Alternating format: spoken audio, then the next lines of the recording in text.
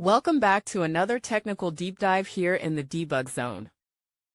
Today we're tackling a big question and breaking it down with insights from other users.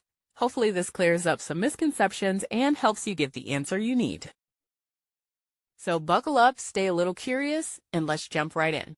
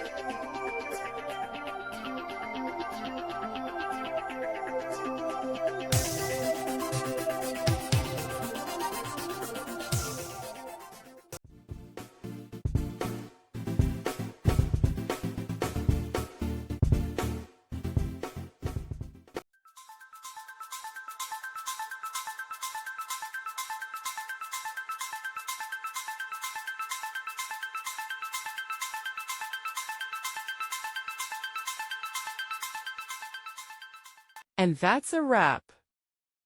I hope you found the answer you were looking for. If you did, take a second to hit that subscribe button. It really helps out. And let me know in the comments which solution worked best for you. See you next time in the debug zone.